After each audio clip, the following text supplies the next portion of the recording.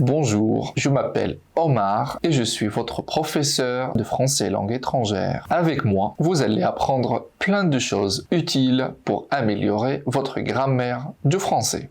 Et comme Vanina l'a annoncé dans sa vidéo précédente sur l'expression idiomatique « tomber dans les pommes », nous allons découvrir ensemble le genre des noms en français.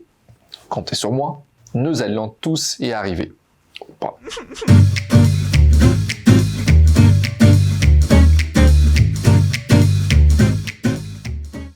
Honneur aux femmes. Et puisque nous sommes galants et chevaleresques, nous commençons par le genre des noms féminins.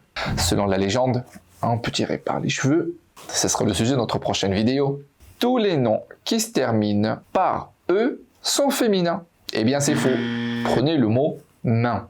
Par exemple, en français, on dit « la main » ou « une main ».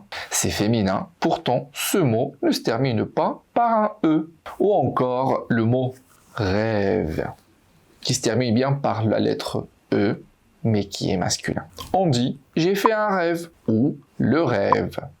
Mais est-ce que vous savez qu'en français, même si on ne connaît pas certains mots, on peut tout de même deviner leur genre? Par exemple, j'imagine que vous connaissez la devise de la République française. Liberté, égalité, fraternité. Tous les mots qui se terminent, comme la devise, en T, sont féminins. La scolarité, une université, ma santé. Mais attention, ici, on parle bien des noms et non pas des verbes ou des participes passés comme acheter, sauter, jeter, péter.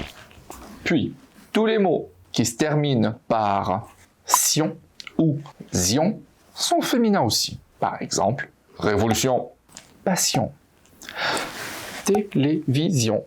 Finalement, il y a d'autres terminaisons qui nous aident à deviner le genre féminin des mots, comme aison, belle maison, comme anse, bonnes vacances, comme anse, la différence, comme être, belle lunette, comme i, c'est la vie, etc., etc. La liste est très longue et je ne veux pas vous endormir avec moi. Mais pour voir d'autres terminaisons et quelques exceptions, allez voir ci-dessous le document que vous pouvez télécharger. Désormais, nous sommes toutes et tous capables de reconnaître les mots féminins. Et alors les noms masculins? On en est où?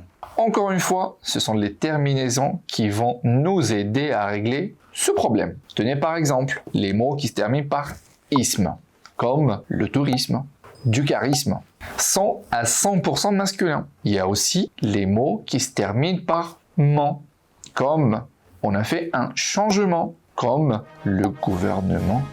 Attention, ici, on ne parle pas des adverbes, ok? On parle des noms. Ensuite, nous avons des mots comme feu, Dieu, milieu, qui se terminent donc par E, sont tous masculins.